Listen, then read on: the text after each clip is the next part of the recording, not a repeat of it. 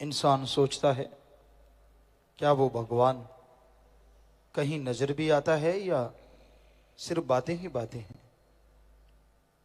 क्योंकि लोग कहते हैं जब तक न देखूं अपनी नैनी तब तक न मानो किसी की कहनी। जब तक मैं खुद महसूस नहीं कर लेता किसी के भी कहने से मैं नहीं मानूंगा कि अल्लाह वाहिगुरु ओम हरि गॉड है।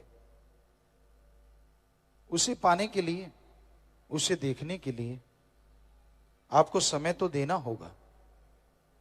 अगर आप ये कहें किसी डिग्री डिप्लोमे को नहीं मानता, डिग्रियां डिप्लोमे सब होते ही नहीं, ये तो फजूल की बातें हैं, तो साबित करने के लिए लोग आपको क्या कहेंगे? पहले पढ़ो,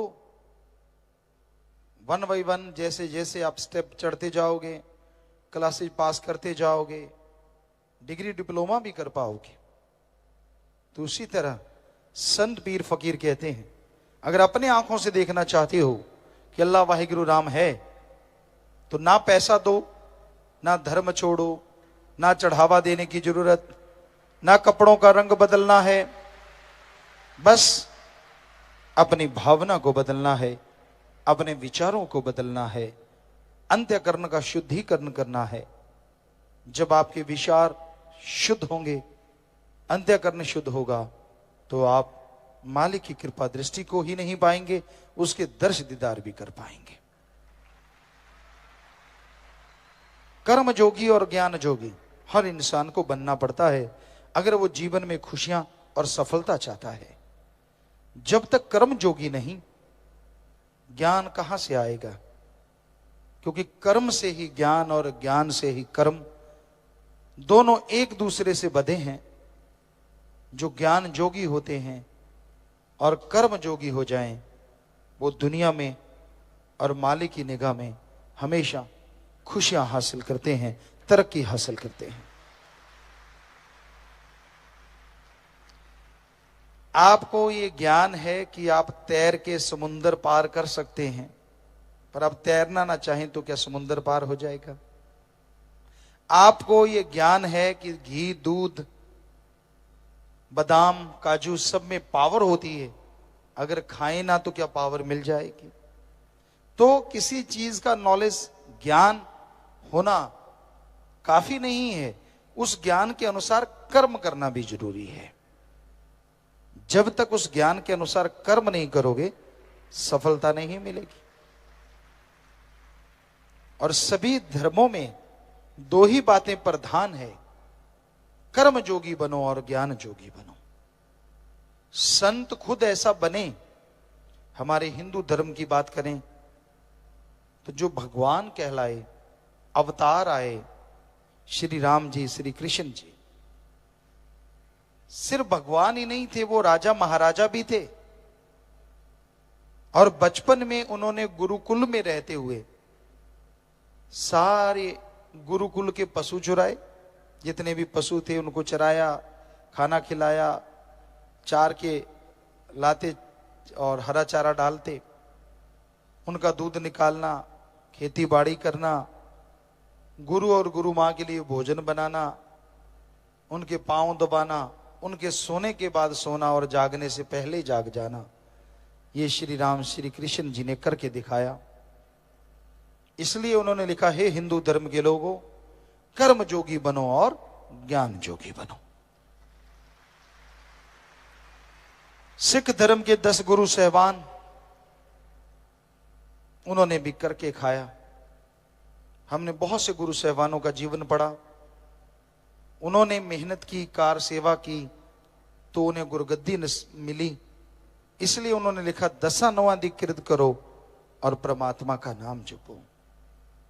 यही बात इस्लाम धर्म के पैगंबर मोहम्मद साहब, उस जमाने में लोग पशु चराते थे, पशु धन बड़ा माना जाता था, तो उन्होंने भी ये कर्म किया।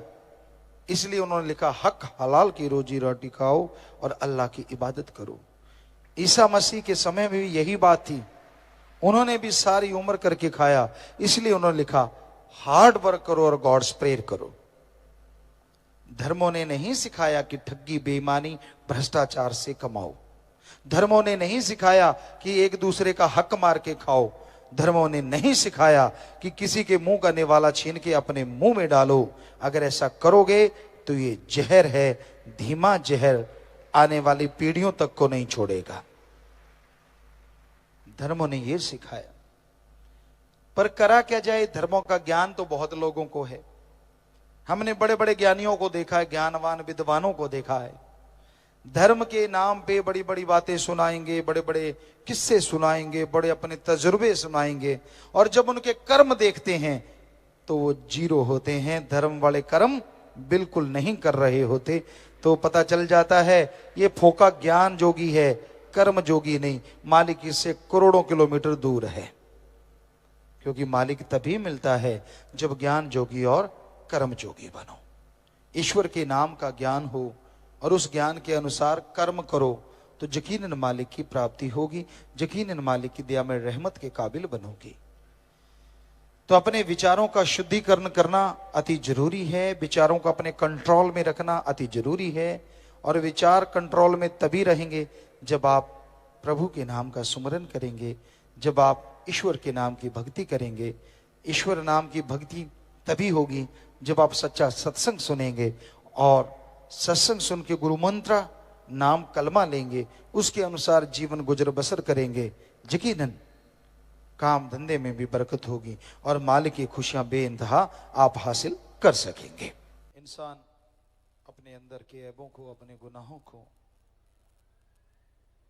जरूर देखे और देख के छोड़े ना, बल्कि उन गुनाहों को छोड़ दे तो परम पिता परमात्मा के दर्श दीदार नूरी सुबरू में जरूर होते हैं। इसमें कोई शर्माने की बात नहीं है और ना ही अपने बारे में हीन भावना लाने की जरूरत है, क्योंकि कोई भी दुनिया का आदमी नहीं है जिसके अंदर विचार ना चलते हों।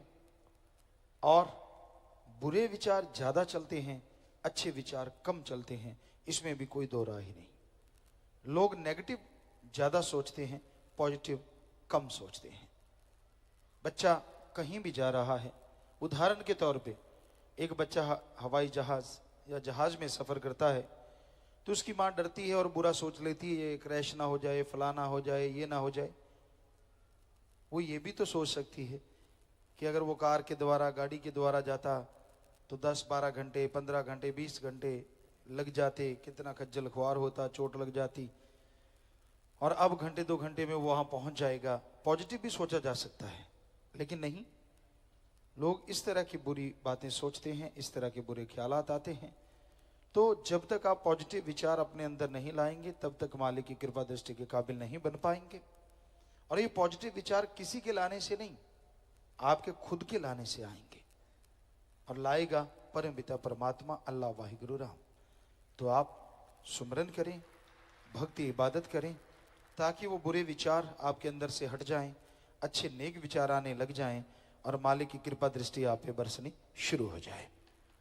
तो इसके लिए आप सेवा कीजिए, सुमरन कीजिए, मालिक सो मालिक को मांगते हुए आगे बढ़िए, तो यकीनन आप मालिक की कृपा दृष्टि के काबिल बनेंगे।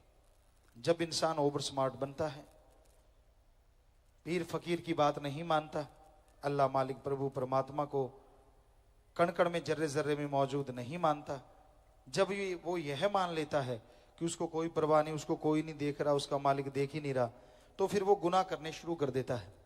और जब वो गुनाह करता है, शुरू शुरू में उसे कुछ महसूस नहीं होता, थोड़ा महसूस होता है राम नाम लेने वालों को कि वो बुरा कर्म क्यों कर रहा है, वो हुक्म से बाहर क्यों जा रहा है, थोड़ा एहसास होता है। पर जो उनको गलत रास्ते पे लेके जाते हैं वो वाह वाह करते हैं, उंगली लगाते हैं, शाबाशी देते हैं, कोई फर्क नहीं पड़ता, ये देखो, वो देखो, फलां को देखो, उदाहरण देते रहते हैं। और वो आदमी बुरे कर्मों में और आगे बढ़ता है और आगे बढ़ता है, और एक दिन उन बुरे कर्मों की वजह से ऐसी मार पड़ती है, कहीं तो चारपाई से नहीं उठ पाते, किसी के कोई परिवार में ऐसी परेशानियां आ जाती हैं। तो बुरा कर्म नहीं करना चाहिए, क्योंकि बुरे कर्मों का लेने का देना पड़ेगा ही पड़ेगा, इस जहान में, अगले जहान में। तो आप ओवर स्मार्ट मत बनिए। वो हर पल की खबर रखता है, उसे पल पल की खबर है, सब जानता है वो, लेकिन वो दया का सागर है, रहमत का दाता है अल्लाह वाहिगुरु राम। वो इंसान को मौके देता रहता है कि बच्चा बुरे कर्म छोड़ दे, बुरे कामों से परहेज कर ले, अब रुक जा, अब रुक जा, अब रुक जा। वो अपने संतों के द्वारा, पीर फकीरों के द्वारा जीवों को चिताता रहता है, रोकता रहता है। और कई ऐसे ढीठ होते हैं जो नहीं मानते। फिर जब उनके शरीर पे कुछ आता है या परिवार में ऐसा कोई परेशानी खड़ी हो जाती है, तब चिल्लाते हैं, तब रोते पीटते हैं, सिर पटकते हैं। पर फिर पछताए होत क्या, जब चिड़िया चुग गई खेत।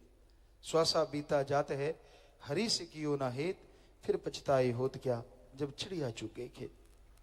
फिर पछताने से कुछ नहीं होता, क्योंकि पहले तो माना नहीं, पहले तो जवानी के जोश में या अपनी खूबसूरती या अपनी अकल कि मेरे में बहुत ज्यादा अकल है, मैं बड़ा समझदार हूं, इत्यादि इत्यादि इत्यादि तरह तरह की भावनाएं अंदर आती हैं। और मन जालिम अपने सदगुरु पीर फकीर के वचन नहीं मानने देता, मालिक से दूर करता चला जाता है।